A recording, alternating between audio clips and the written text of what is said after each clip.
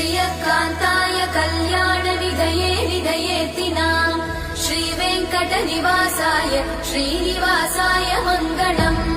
लक्ष्मी सविभ्रमालोकसुभ्रूविभ्रमचक्षुषे चक्षुषे सर्वलोकानां वेङ्कटेशाय मङ्गलम् श्रीवेङ्कटाद्रिशृङ्गाग्रमङ्गलाभरणाग्रये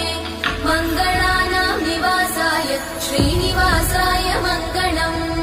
सर्वावयव सौन्दर्य सम्पदा सर्वचेतसां सदा सम्मोहनायास्तु वेङ्कटेशाय मङ्गलम् नित्याय निरवध्याय सत्यानन्दचिदात्मने